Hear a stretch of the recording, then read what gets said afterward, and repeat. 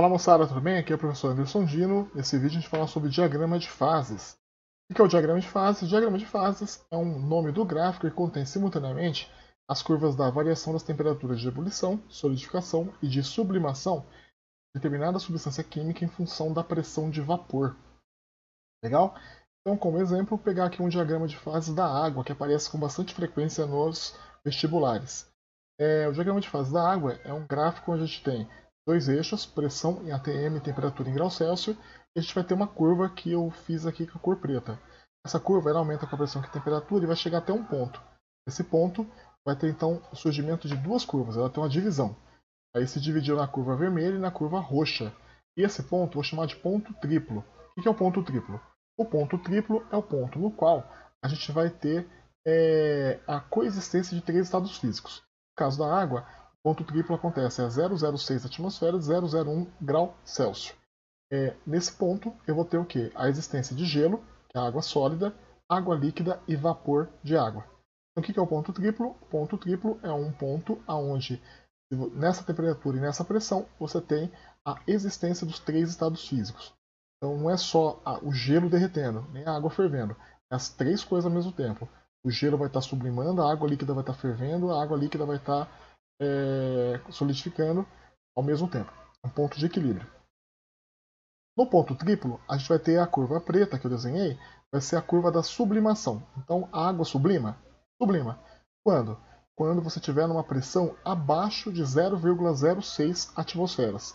Então, por exemplo, na Lua, se você botar lá um cubo de gelo na Lua, esse cubo de gelo, como a Lua não tem pressão atmosférica, então o gelo da Lua ele vai direto de sólido para vapor. Tá? Então, se tiver uma pressão muito baixa, o gelo vira direto a vapor, no caso vai sublimar. A curva vermelha vai ser a curva da solidificação, é a temperatura que a gente vai encontrar, de acordo com a pressão, onde o sólido vira líquido, o gelo derrete ou a água líquida congela. E a linha roxa vai ser a curva da ebulição. A curva da ebulição vai dizer para a gente, se você souber a pressão e a temperatura da pressão de vapor, você sabe qual a temperatura que vai entrar em ebulição, que vai formar bolhas dentro do líquido. Então, um exemplo, vou pegar a pressão nível do mar.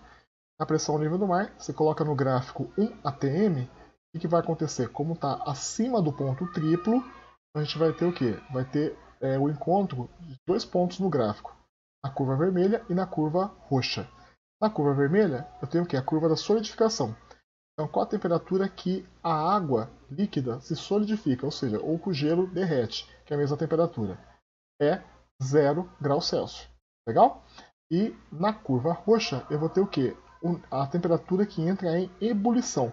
Ao nível do mar, a temperatura é de 100 graus Celsius.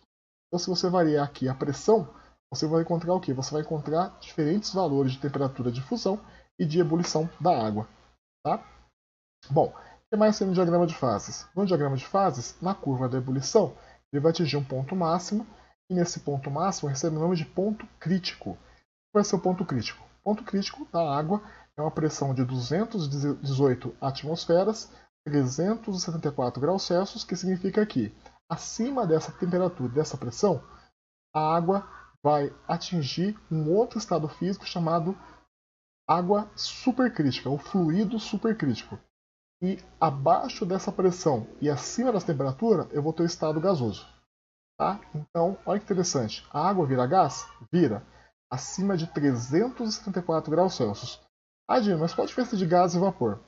Então, são duas diferenças importantes. Gás vai ser quando o material estiver acima da temperatura crítica, mas abaixo da pressão crítica. E vapor vai ser quando estiver abaixo da temperatura crítica, mas não tiver líquido nem sólido. Tá? Então, qual a diferença então do gás e do vapor? Primeira diferença é que o gás tem uma temperatura maior que o vapor.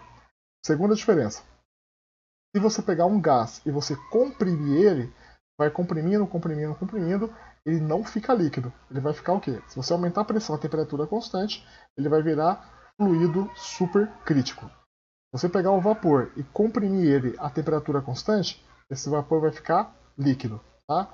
Então a diferença é que você pode liquefazer o vapor, mas você não pode liquefazer um gás. O gás, se você aumentar a pressão, ele vira fluido supercrítico. Em alguns casos também o vapor, se você aumentar a pressão, ele vira sólido. Tá?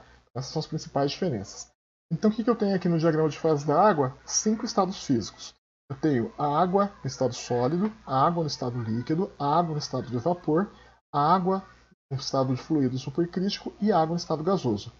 Então, o que seria o ponto triplo? É o ponto que coexiste 3 estados físicos. Abaixo do ponto triplo, eu vou ter a sublimação e a ressublimação. Acima do ponto triplo, eu vou ter a solidificação e fusão, a vaporização e a liquefação e condensação. E ponto crítico é um ponto onde acima do ponto crítico eu tenho fluido supercrítico, abaixo da pressão crítica e acima da temperatura crítica eu tenho gás. Qual a diferença do gás e do vapor? O gás é mais quente que o vapor e o gás ele não pode ficar líquido com o aumento da pressão. Se você aumentar a pressão com temperatura constante, ele vira fluido supercrítico. O vapor, se você aumentar a pressão com temperatura constante, ou ele fica líquido ou fica sólido. Tá bom, gente? Esse aqui foi o diagrama de fase da água. Espero que vocês tenham gostado, tenham entendido. Deixe o seu joinha, bons estudos e até mais.